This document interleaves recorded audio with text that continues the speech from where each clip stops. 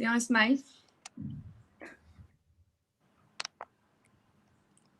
Just a moment, I'll be back.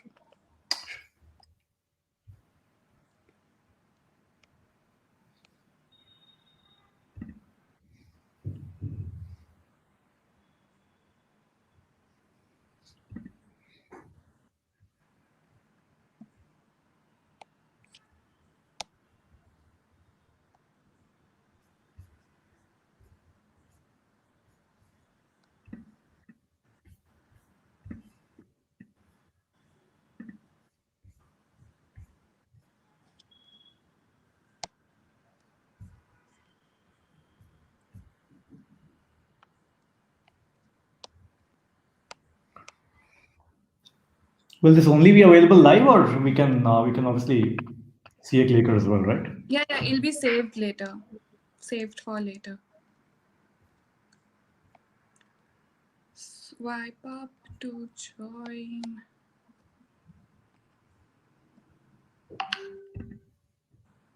You might want to turn your notifications off. Oh.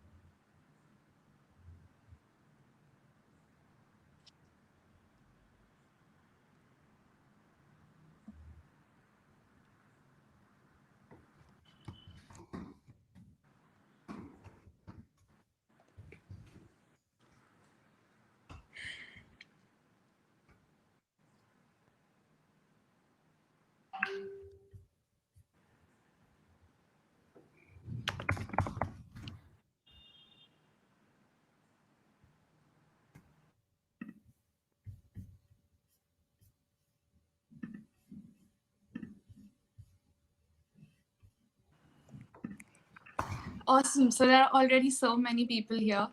Hi, everyone. I'm Anushka, and with we have, and with us, we have Mr. Anirudh Rastogi here.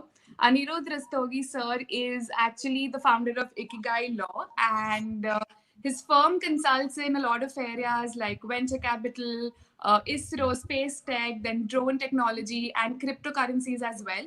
His firm helped in setting up the first cryptocurrency in India.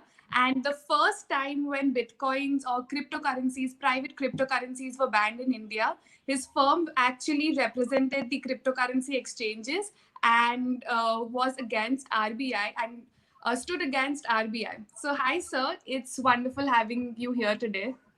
Hi, Anushka. I'm very happy to be here as well. Hi, everyone. Awesome. We'll just wait for a minute or two more till more people join in. So, till then, would you want to talk more about how you got into the cryptocurrency space and what work you've exactly done here? Sure. Well, I am the founder of a law firm called Ikigai Law, and we largely focus on technology businesses. We represent new technology businesses and startups. That's primarily what we do.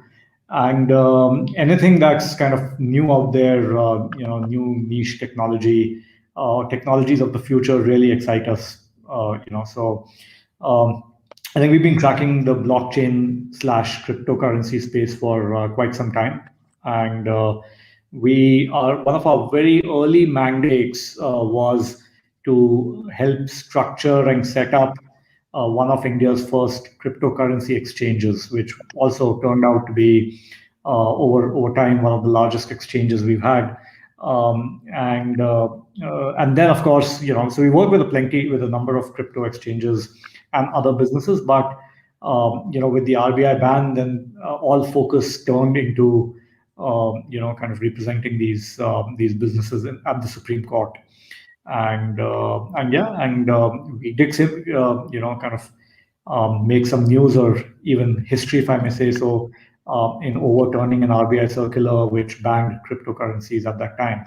However, it seems that the government is quite keen on seeing the ban through, and we are, as you know, now expecting a law to be passed in the parliament, or at least to be introduced in the parliament for discussion, which seeks to ban cryptocurrencies completely. All right, that sounds great. So, to just a one very a little fun question here. What exactly is Elon Musk trying to do with Bitcoin? He keeps talking about these coins and tweeting about them, and then he bought 1.5 billion dollar worth of Bitcoin today. What exactly is his purpose here? Why is he doing that? No, I'm not going to attribute any motives at all. I think Elon Musk is a big believer in the technology, and like many of us, I respect the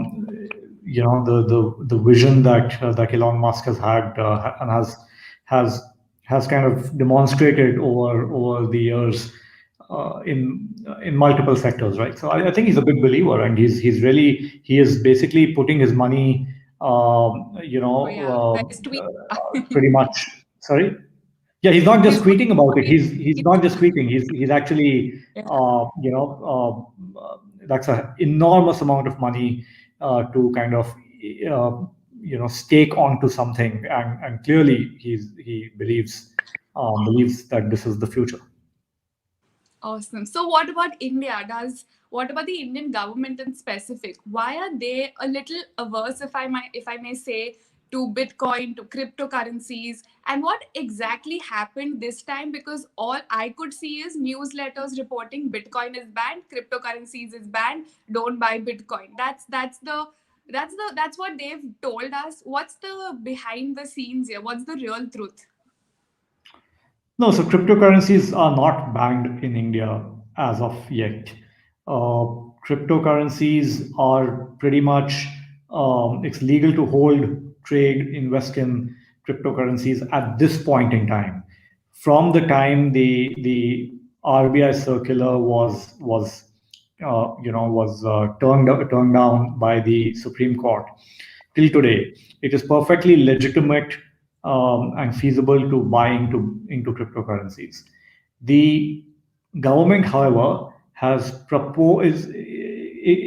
proposing to table a draft bill in the parliament seeking to ban cryptocurrencies and seeking to issue its own digital rupee.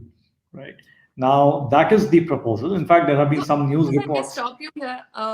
So till now, there has only been a circular which says that government is going to table a bill regarding cryptocurrencies. Nothing has passed or even, been discussed in the parliament yet.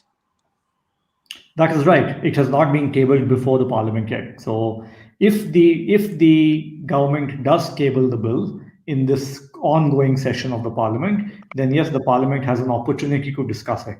There are some news reports that the government may choose to pass this as an ordinance, which means that it doesn't even go through the parliament. It becomes law, and then this gets discussed only in the next session of the parliament.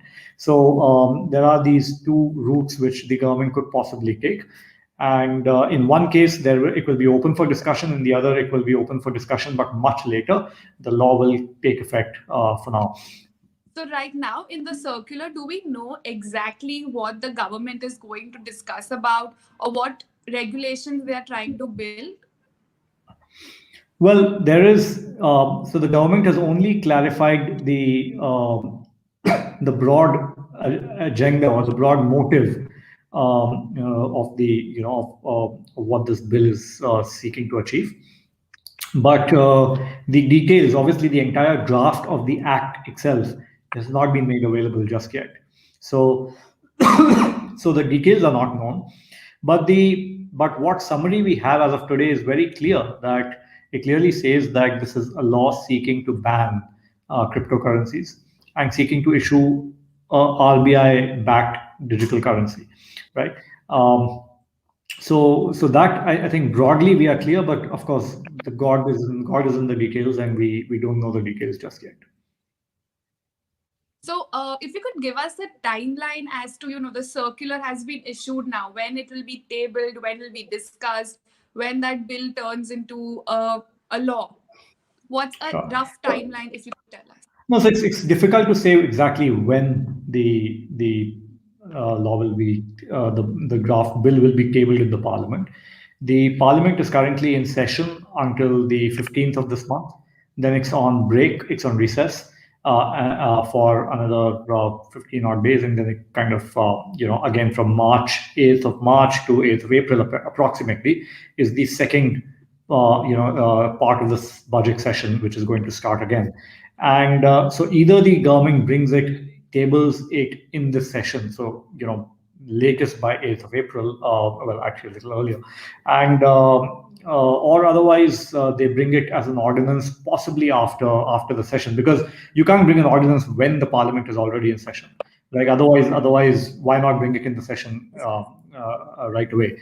So I think we expect that we expect that it's not going to be tabled immediately. So possibly later in March or April, or otherwise after that as an ordinance. But that's just an expectation. Nobody can say for sure. All right. So if I'd want to just sum up here, there has been no direct ban, but there has been a circular which is issued, which clearly states that RBI wants to ban cryptocurrencies, but we still don't know the details, and the details could state a completely different picture. And as to the timeline, it could be either in the next parliament session, or if not, then in the next year's parliament session when this is discussed. And we don't have any No. clarity till yet. No, I'm not. So one, this is not a circular. It is actually the list of business of the parliament. So it is very clear that in the parliament they are looking to introduce this bill in this session. That's in the list of business. It's not a circular. The other thing is that yes, I mean ultimately the draft bill could potentially say something complete. I mean not completely different, but there could be as I said, God is in the details.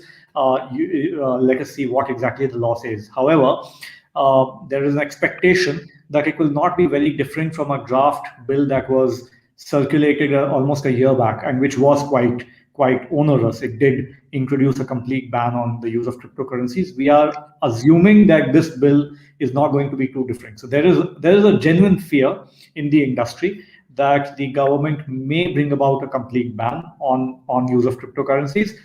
We will be pleasantly surprised if the draft looks different and it is actually slightly more positive than we expect it to be. We would be very happy to see it that way, but we don't know for sure. The third thing is on the timelines.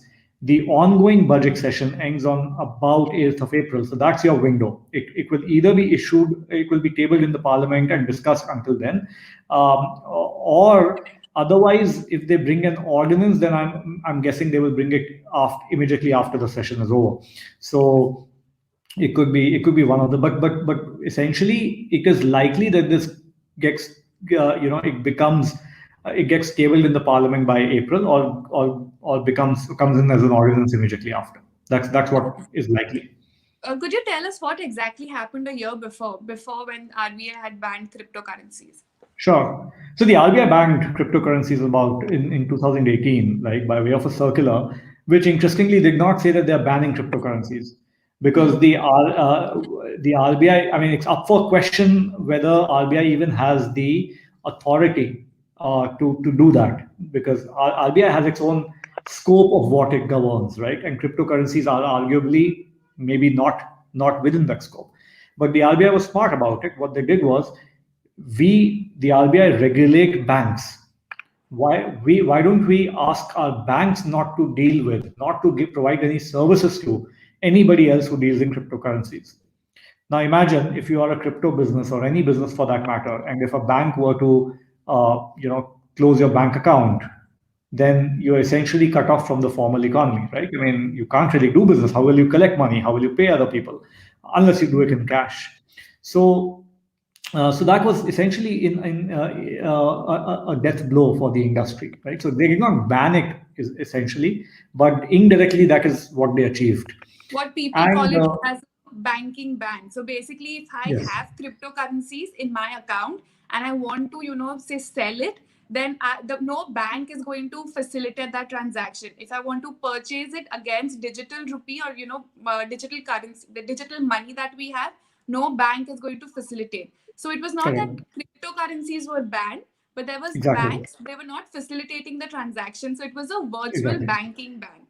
Exactly, exactly. And then, of course, the industry went to the Supreme Court challenging this circular. We were representing many of these exchanges, and only earlier earlier last year, around in the first quarter, is when the Supreme Court finally, decided in favor of the crypto industry and said that this circular is bad in law. The circular should be quashed, right? Which means that imagine that the circular never existed, okay? And now banks are have to again. I mean, there's no ban on banks to provide services to crypto businesses. That's what happened. But the interesting thing is the Supreme Court never said that cryptocurrencies as such are legal or illegal, right? So that's not what they said. They left it, in fact, open to the RBI or the government to to take that stance. What they said is, so long as you've not decided whether they are legal, banks cannot be not providing them services. Okay, Hmm. and essentially what they and I mean, that was one of the arguments. The other thing that the Supreme Court really kind of the kind of key point on which the Supreme Court decided in the industry's favor was that the government had not presented any evidence that there's harm being caused because of this, right? So if you are, the idea is that if you are going to take away somebody's right to do business, right, which is the crypto industry in this case, or anybody else who wants to invest in cryptocurrencies, uh, and you have to do it in a reasonable manner. You should at least have, I mean, to be able to take away somebody's fundamental right to trade and to do business, it should at least be that you have at least demonstrated that there's harm being caused because of this activity.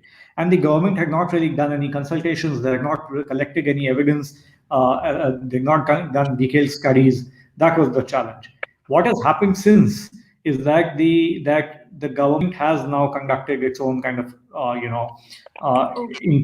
there's a committee which has finally decided that no, we should, has proposed that a ban is appropriate, and they have, on the basis of that proposal, the government seeks to introduce All this right. ban.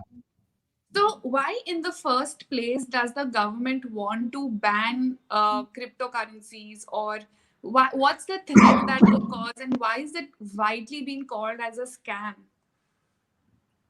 Um, One, because the government probably doesn't understand what it is dealing with, and but in order to not sound arrogant about this, I would lay out what really the government's concerns are, and the Hmm. concerns are legitimate. By the way, the government is not wrong in saying that. Well, yes, there's a fear that use of cryptocurrencies will essentially reduce the control that the government has over its money, right? Hmm. That it will not be able to control the, if people are moving currency out from India to say outside. Today, the RBI controls any movement of money outside, but how will you control it in the cryptocurrency ecosystem? Or they're saying that people could use it to evade taxes, because you convert your money into Bitcoin or something else, you take it out of the country, etc. So there are these kind of concerns. What if it is used for terrorist financing, for example?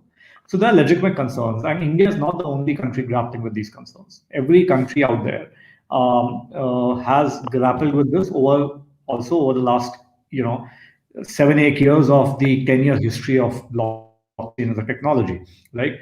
And the point is that um, many countries have you know done a slightly better job, I think, of understanding what this beast is, and then regulating it in a reasonable manner. Because see, ultimately every new technology will present benefits and will present risks. And right, it is whether in fact, very interestingly, there is the when the automobiles were introduced on the road, and Hmm. I'm literally talking about late 1894, 1896 to is when they came up with, in the US and in the UK, they came up with the if I'm not wrong, it was called the four flag laws or the red flag laws.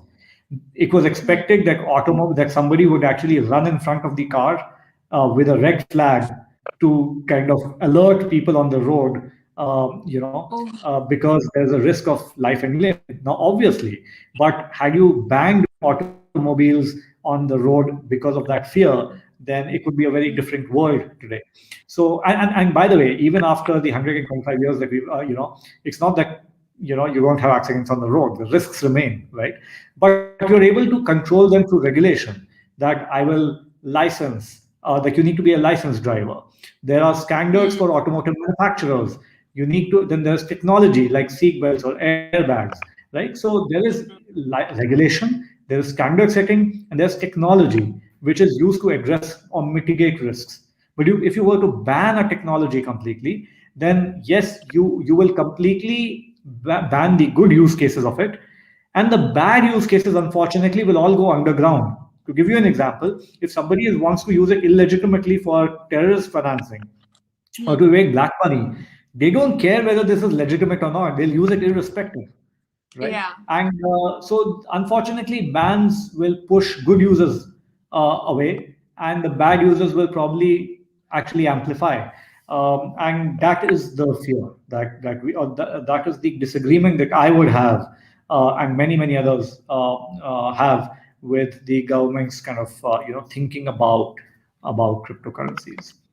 So the government says that we really don't believe in cryptocurrencies, but we do believe in the underlying technology, which is blockchain, and we would want to use blockchain and adopt blockchain in our functioning and our ways of processes. So is that a safe-ish stance to what the government is taking? Because see, cryptocurrencies, there are so many cryptocurrencies, and there are scams because people are not yet that literate as to how to deal in cryptocurrencies, and majorly people are using it for trading purposes rather than investing purposes. And then the government is saying, you know what, let's not do that risky part, let's safeguard people from that, but yes, let's use blockchain Yeah, technology. sure. No, absolutely. Firstly, it's a little bit of a misunderstanding to say that to equate all of blockchain and cryptocurrency with its current application as a currency. It is the Hmm. equivalent of saying back in the year 93 when internet was just about sending emails, is the equivalent of saying that internet is email, right? But it's Yeah. not. There are hundreds and thousands of applications that have built on top of internet which have changed our Hmm. lives forever, right? And WhatsApp or Amazon or Facebook or whatever else, right?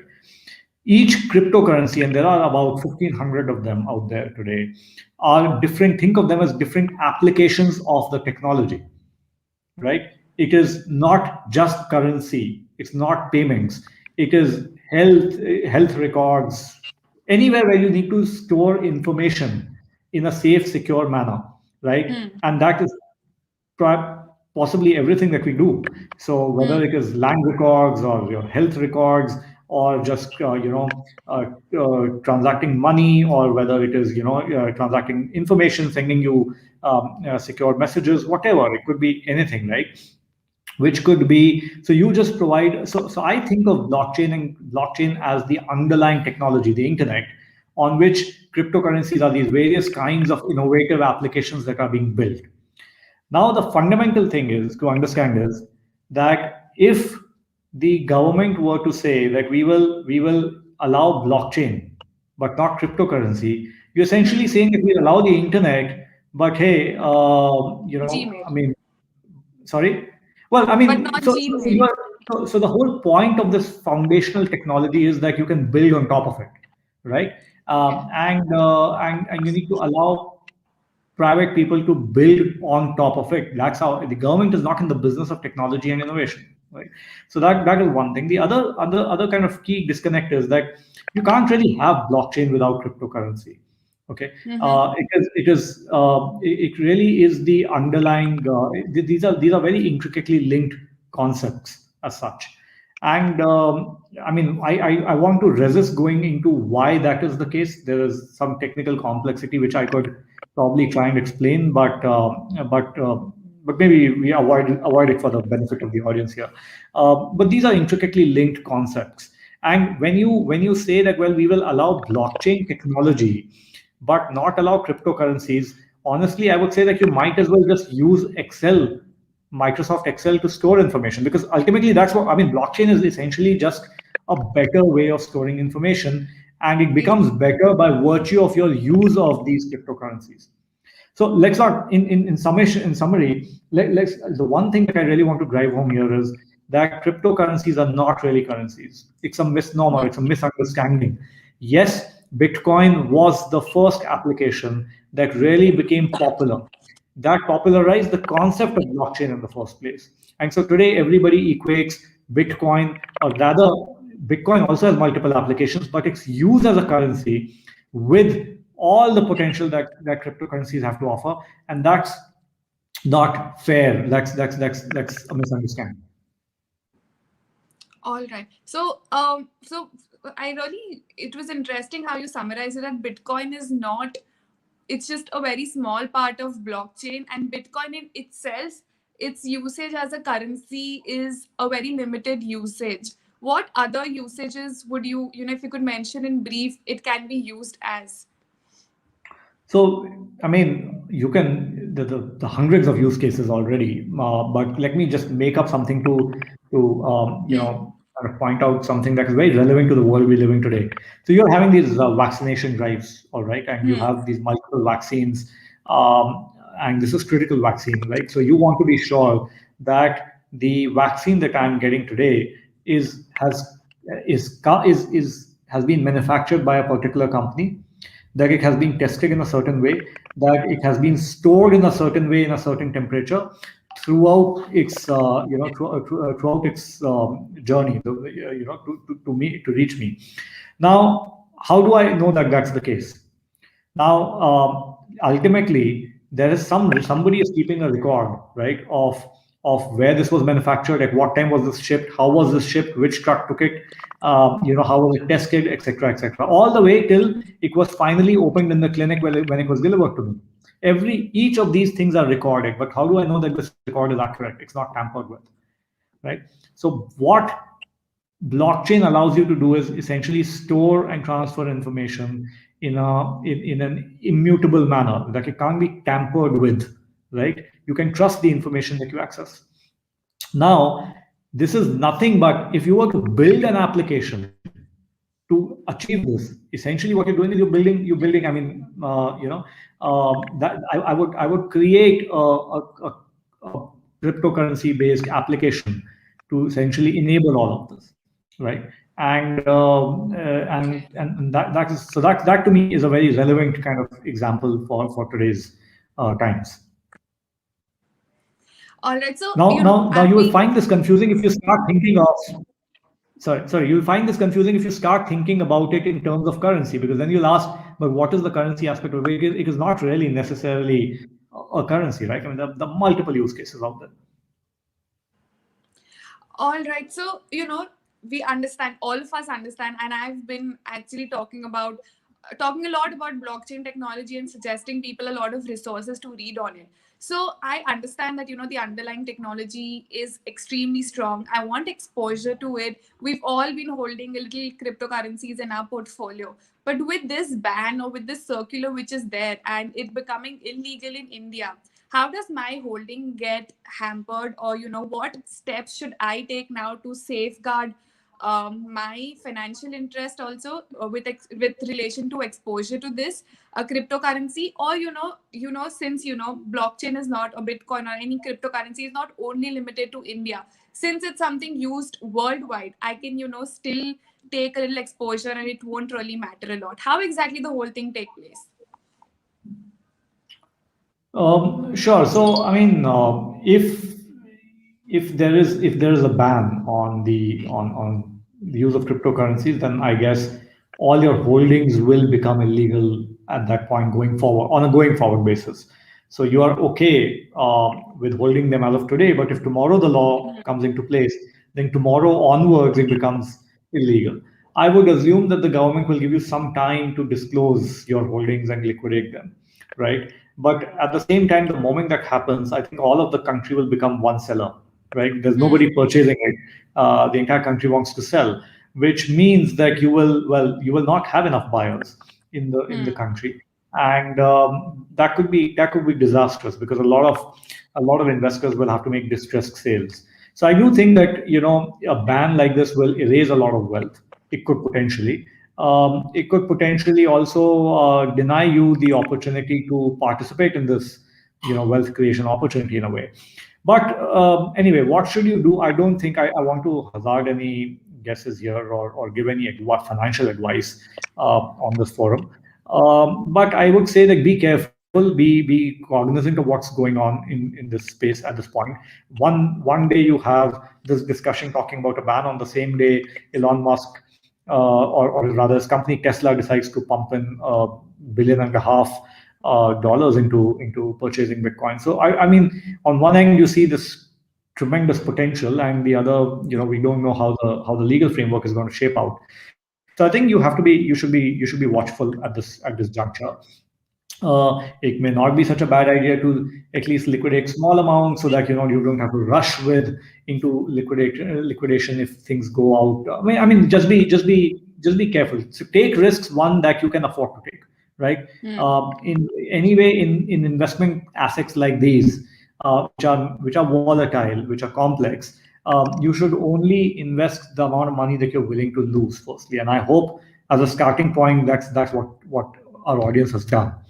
If that is the case, then you should then just be watchful, see how things shape up. Maybe liquidate little amounts to make sure that you are comfortable with what you have left in as a cryptocurrency.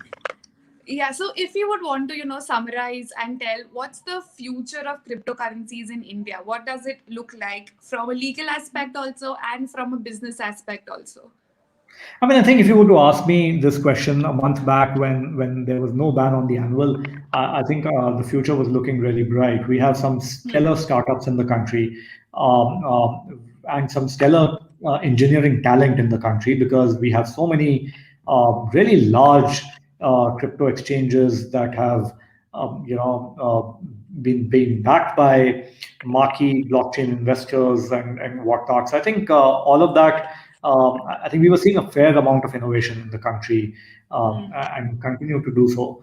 But if this ban does come through, I think it's a little dismal situation, because one, of course, all these businesses shut down the second time. I would expect much of our talent to move outside of the country or start doing other things, but that's unfortunate, because we really do believe that this is a technology of the future, and very much like, to my mind, powerful as the internet was and is, right? I mean, so yes, we lose out the opportunity to innovate and develop products. The .com, the early years of the internet, India was not a key player.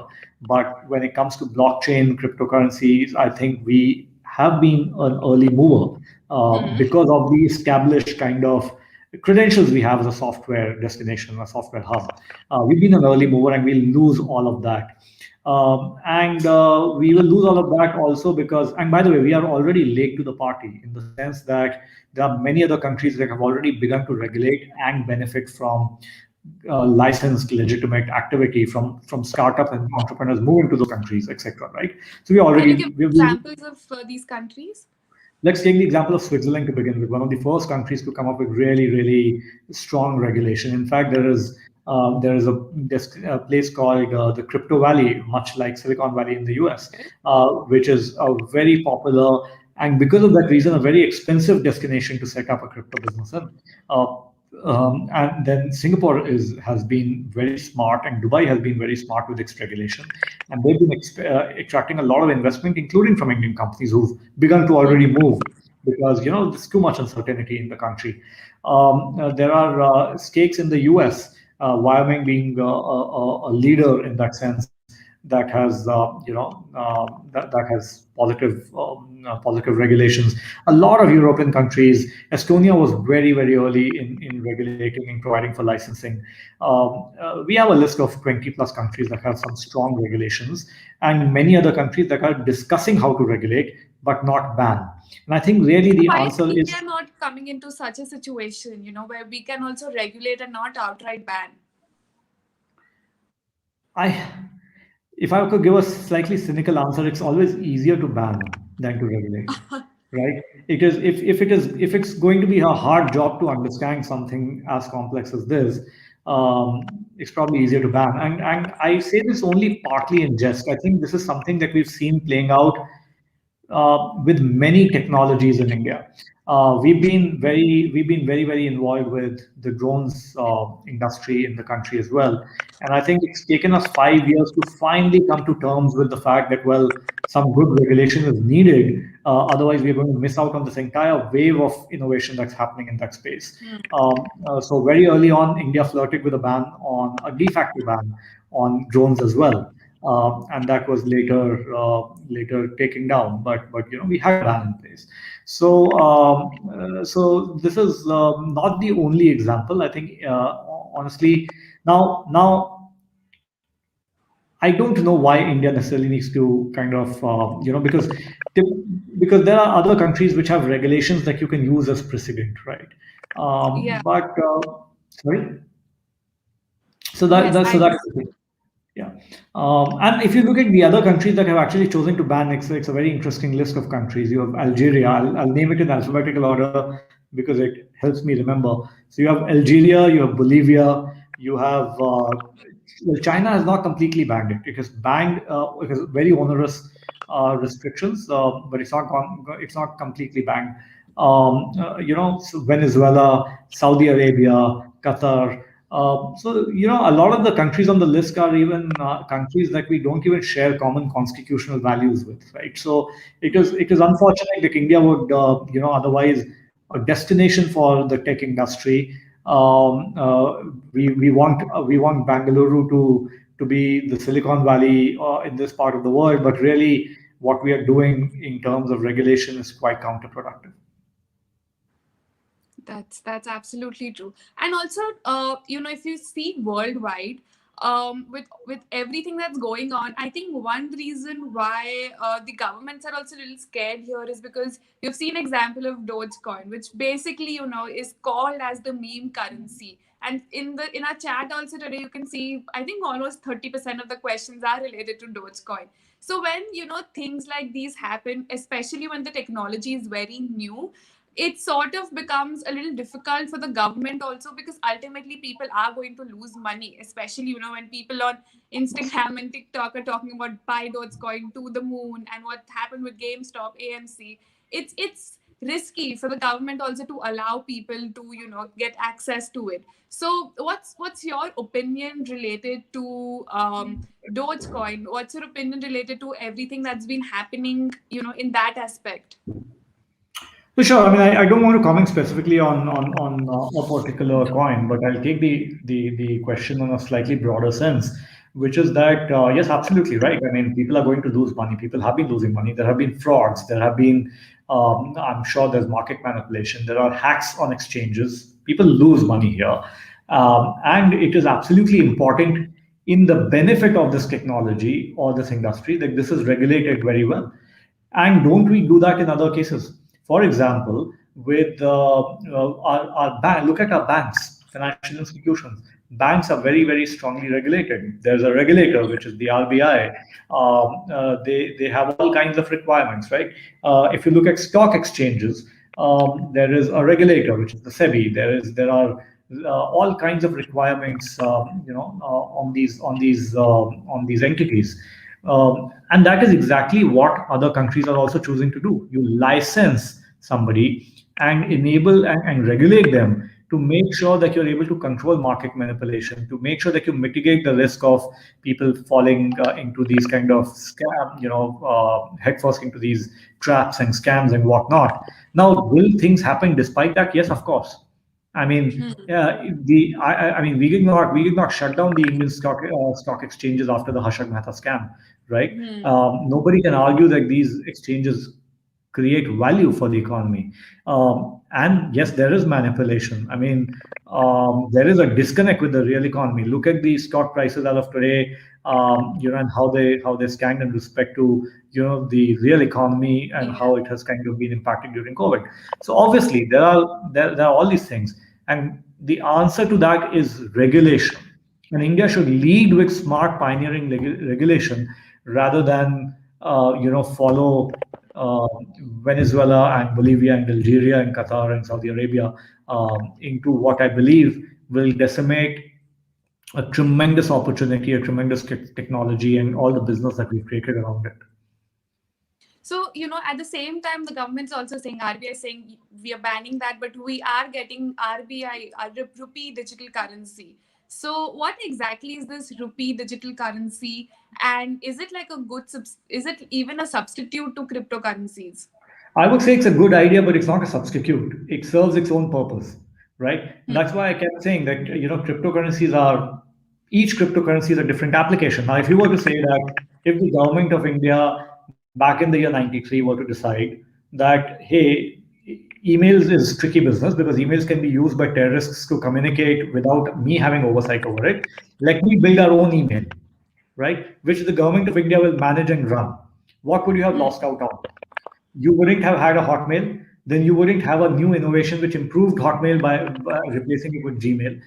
You wouldn't have had the tens of email solutions that are available to the world. You would have also not been able to exchange email outside of the jurisdiction, the geography that the Indian email ecosystem would service. It would not be interoperable with others. There's just a whole host. You can't, the government is not meant to be building technology. The government is meant to enable, govern, regulate, mitigate risk. Yes, of course, save people from losing money, for example, taking these examples. But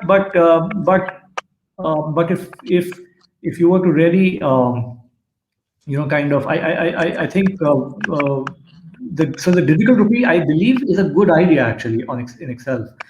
It does give it because this is the future of money, and I think India should follow that scale throughout, including with its own currency. But it's not a substitute. It should not come at the cost of other innovations that can happen. So, how is digital rupee different from the digital money that we have with banks? Yeah, so good point, right? I mean, that's exactly. I mean, ultimately, see, so it is different for sure. It is different in the sense that the money that you have on Paytm, for example, is a mere digital representation of paper currency, right? Your paper note that you have in your wallet is the real money, is the real deal. What you have on Paytm is a digital representation of it. Here we are talking about something which is actually truly digital. There is no hard copy counterpart of it, right? Okay. It's actually bits and bytes, which is what the digital rupee is. The moment you create something like that, which actually resides in a digital space, you can do a lot more with it, right? Because it doesn't have to be converted from real money into digital. It doesn't need somebody in between to help you do that. It's just it resides in the digital ecosystem. And I will limit at that because it's actually far more complicated to explain this to its kind of the nuances of it. But that's a parallel I would like to draw. Now, but having said that, you really don't achieve too much more than what a Paytm can already achieve by Okay. having the digital rupee, unless you really open it up to the external ecosystem. When it becomes interoperable with all these other currencies that are there, right? Hmm. When people are able to build on top of this layer and innovate further, why if somebody could create, say Bitcoin at some point went through a fork because some set of people said that we can build something which is far more acceptable or far more far faster or more innovative, right? But a digital rupee controlled by the government will not be open to that. Then it is on our government's capability to build, maintain, and constantly improvise on that technology, which obviously is not the government's job. It's not your core capability, and you will not be able to do it. So do it irrespective because I think the idea is good, but do it knowing well that you need the other innovations in out there as well. I mean, it can't be just the digital rupee. All right, Anirudh, that was an amazing session. I personally got to learn a lot. Also, there was a lot of misconceptions which was going on, especially when the circular was announced, or I'm not sure what the legal term for the announcement that was there, but when it was announced, I Just think a I list got of at business. least it was a circular. Sorry. No, it's just a list of business for this Okay, so session. when the list of business was announced, there were all these, I got upwards of 200 DMs and comments that, Bitcoin is banned, screenshots from news apps, and it's just, newspapers, they were blowing it out of proportions, and people were getting really scared and they were panicking.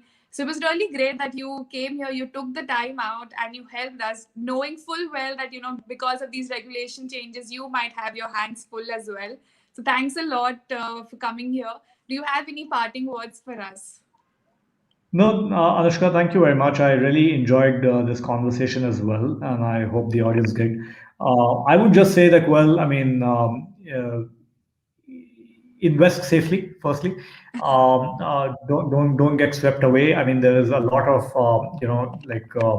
I think you need to be smart with these kind of investment assets, and